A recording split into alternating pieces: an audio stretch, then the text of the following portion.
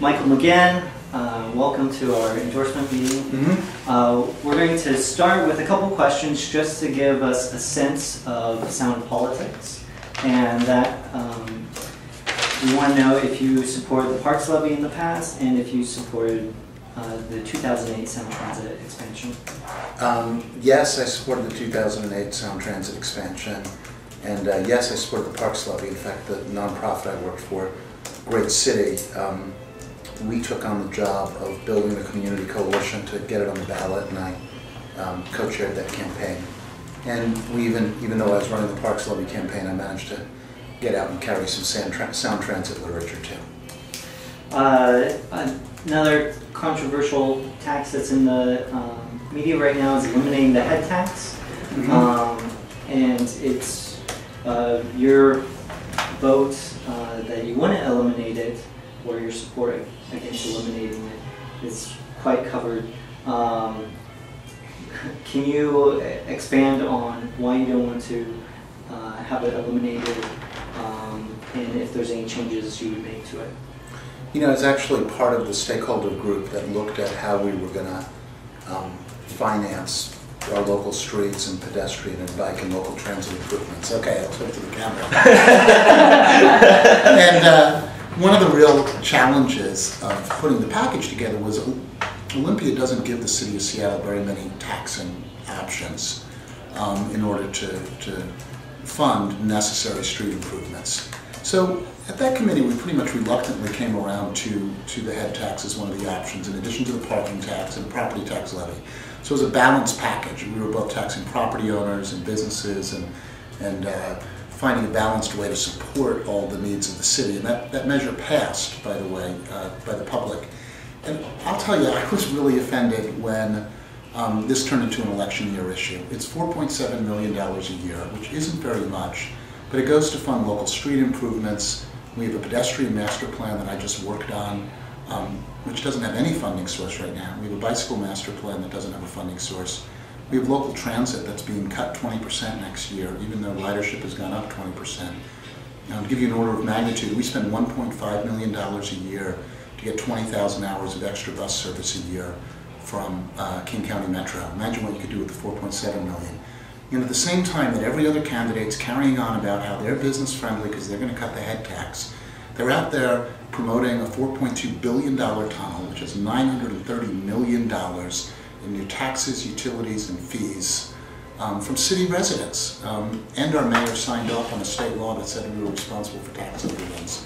So I was just really bothered by just the shell game they were playing, saying that they wanted to cut business taxes. And this is taxes that actually funds things that people in Seattle want. Yet at the same time, they're for $930 million in city taxes for something that Seattle voters have voted against. So there's your answer as to why I thought we needed to stop this and have a discussion about what were really our priorities, rather than a symbolic discussion about business taxes. It's one thing to say, I'm a candidate, I want to fund sidewalks, I want to fund public transportation, but it's another thing to actually come up with a budget that does those things. How would you prioritize the transportation budget? How would you make sure that there's funding sources to do that? What does that look like? Draw us a pie chart of your priorities on the transportation budget and how you would try to accomplish that. Yeah, well, I mean, it really is choices. I mean, the issue is choices. And we've made a series of choices over the years to invest in certain types of infrastructure, and we've neglected other infrastructure. Our local street infrastructure is one. One thing that I fought for a few years ago was that when the Bridging the Gap ballot measure was put on the ballot, which had the new money for property taxes, etc., I worked that there be something in there called complete streets, which means that every time a street is torn up for major repairs or maintenance, you make sure that you redesign it so it works for walking, biking, and transit as well as automobiles. So I'm mentioning that because that's just a way of using existing funds more wisely in the first place. You know, as long as we're out there doing the street work, then let's make sure we meet all needs and not just one need.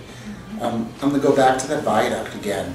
I mean, this was an example where there was another choice on the table, which was to improve I-5 through downtown, which is the real through corridor for the city, as well as invest heavily in transit. So here we were with pretty much a 50-year, 75-year choice to get rid of an aging and obsolete piece of infrastructure and start talking about how we want to invest. So I think that viaduct choice is huge in the first instance. And then, the good news about the sidewalks and bicycle improvements and transit improvements is that in the long run, they're much less expensive than big new highways. They're much less expensive than the viaduct. And they save people in the city money. If you can improve people's transit, that means they don't have to drive as much, and that means they can save money on automobile ownership. There's a lot of data and statistics on this. The other great thing is investments in walking, biking, and transit create a lot more local jobs than investments in highways. And the final point is we spend something like $16 billion a year, every year, on fossil fuels. We spend a lot of money on buying automobiles, and we don't drill for oil here, we don't build autos here. If we can move to a transit-based system and walking and biking and great communities, then the result is we keep a lot of money in our local economy, which will be good over the long run.